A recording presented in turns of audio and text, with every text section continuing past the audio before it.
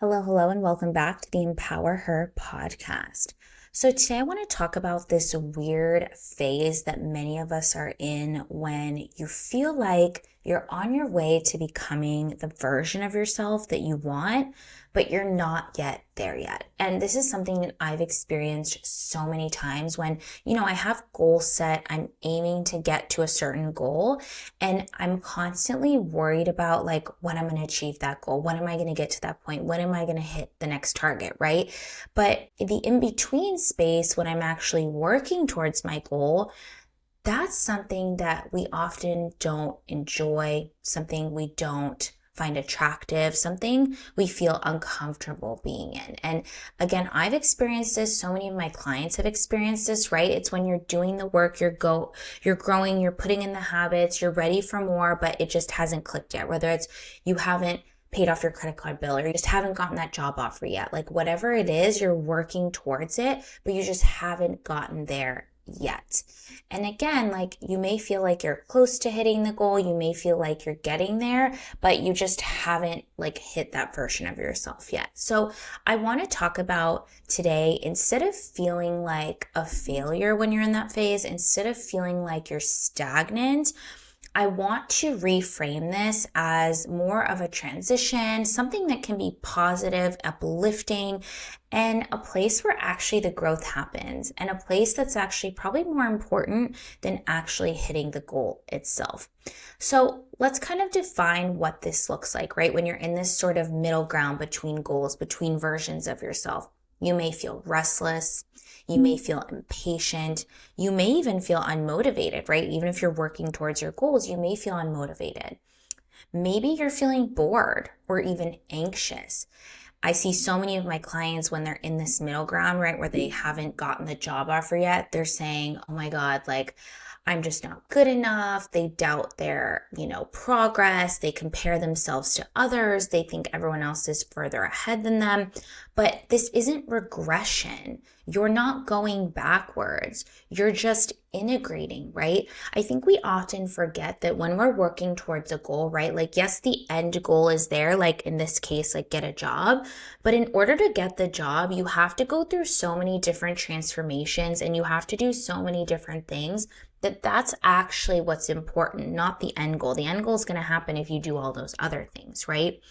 And when you're in that in-between, so in between goals, your nervous system is trying to catch up. Your nervous system is trying to expand, right? Your nervous system is getting to a place where it's saying, I feel capable of holding space for $0 on my credit card balance, or I feel capable of holding space for a brand new job where there's high expectations of me, right? So it's about going through this phase, and within this phase, you're releasing what no longer fits you, and your body and your mind need time to actually adjust to that space, which is why it often takes time for us to achieve our goals. Even just from a mindset perspective, we're often really working on our mindset of I'm worthy of a new job. I'm worthy of holding space for more money. I'm worthy of, going into a role where I don't know everything, or I'm not overqualified, right? So it's your body and your nervous system is catching up to that feeling. And something I talk with my clients about a lot, because this is such a big topic of conversation, is being present in the now and becoming the version of you internally before you have those things externally, right? So we could talk about this in manifestation talk. We could talk about this just strategically, but it's okay, if you want to get a new job, right? We'll just stick with this example.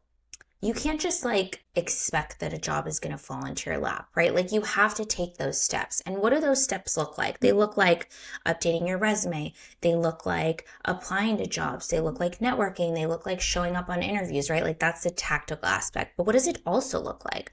It also looks like being aware and being really in tune with what you want in your next job. It means having the tools and gaining the skills to update your resume properly. It means being brave enough to apply to jobs.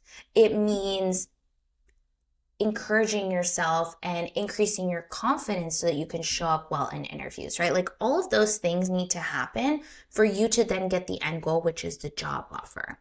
So because of that, And because of all of these things, I always encourage everyone to look at what it would take to become the version of yourself that has the goal, right? Is like that job offer. What does the version of yourself look like who gets that job offer? Is that person disciplined? Does that person have good work-life balance? Does that person believe in their capabilities, right? Like, what are those things that need to happen? And the reason why this is so challenging for so many of us is because our culture glorifies beginnings and outcomes, right? Starting something and then finishing it. But we don't really talk often about that middle part. We don't glorify the middle part. And again, in our society, especially in a capitalist society, right, it's about what we can see, right? It's about what you've achieved. You've gotten that house, you've gotten that job, you've gotten those things. Especially on social media, we only see the end product typically. There are people that post about their struggles in the in-between, but in general, we see really highlight reels on social media, and we see people with the end goal. We don't see what they've gone through to get there. We don't see all the things that they've done to get there, right? And so we often think that the progress isn't important. But if we want to be productive, we do need to progress. And the in-between aspect of life, of goal setting, physically feels like a threat to our control, because we're like, okay, I want to control the end outcome and I just want to get there as soon as possible so that I can say I've done it. I got the job offer, I bought the house, I paid off my credit card, I have the boyfriend, like whatever it is, right? And especially for high achieving women, especially for neurodivergent high achieving women, this can feel, we can feel this acutely because we often tie our worth to visible progress, right? So the visible progress we feel is directly correlated to our worth, or so we think. The idea of uncertainty feels safe. So when you don't have or you haven't reached that end goal, life can feel uncertain. And then we crave feedback loops that tell us we're doing it right. So how do we know if we're doing it right if we're not achieving constantly, right? And that's where a lot of this issue comes from. It's where a lot of this anxiety and stress and then eventually burnout comes from, is we're always trying to get to the goal rather than being in the progress that it takes to get to the goal. But the thing is that personal growth doesn't always give you these things. Sometimes it's the silence. Sometimes it's the day-to-day little things you do to reach your goal.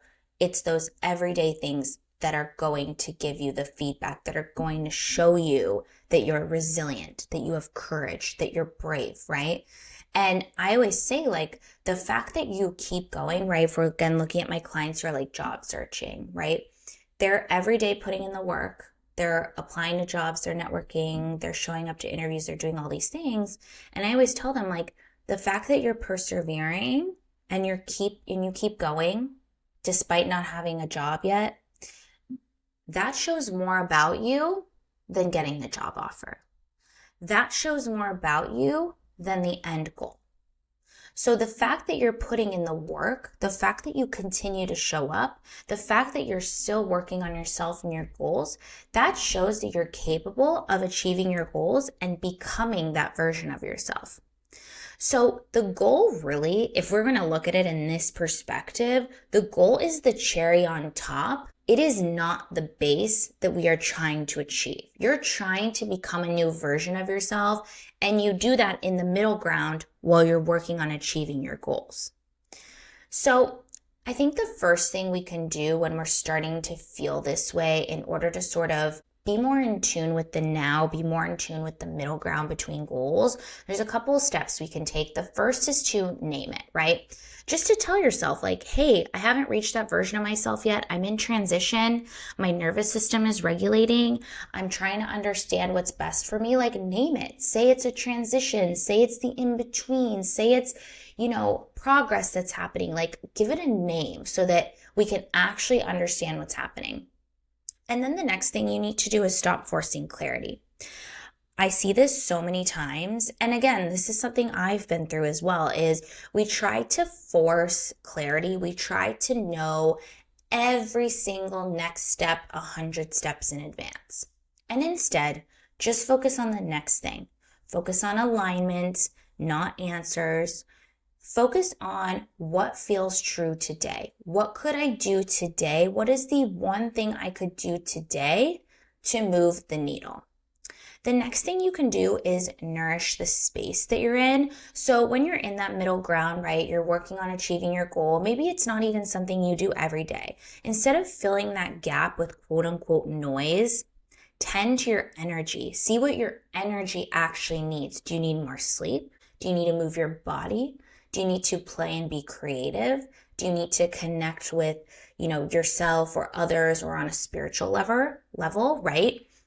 The version of you that's going to achieve the goals is forming now.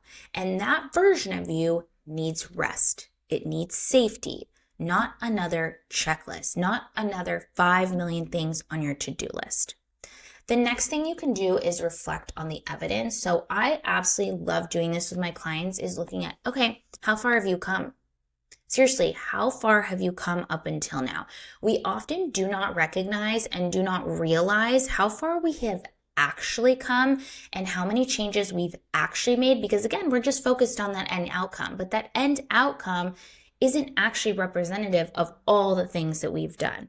It may show, but people will not see what you've actually done. So instead, let's focus on how far you've come. For example, what are new habits that you have? What are old patterns you no longer tolerate? What are the boundaries you now hold, right? And that's the thing, is progress isn't always visible and it's hard for us to reflect. So take time to intentionally sit down and journal. What happened the last week? What happened the last month? How have you changed? How have you adapted? Well, how are you different? And then the last thing you can do is let desire be the guide. So when you're working towards your goals, I think there's this misconception and there's a lot of anxiety around like, oh my God, I need to work towards my goals every second of every single day. You actually don't. Instead, ask yourself, like, in those moments when maybe you don't need to work on your goals, or when you create space for doing other things, ask yourself, what am I craving more of right now? What do I want to do? What would feel fun for me? What would energize me? And let that be a starting point to you creating that version of yourself. And so the in-between is actually the point and not the goal. As I said, the goal is the cherry on top, but the base of the sundae, the ice cream sundae, if you will, of the cake, is actually the progress. And right, every time you arrive somewhere, you get to your next goal. Every time you arrive at your next goal, it's actually a new beginning.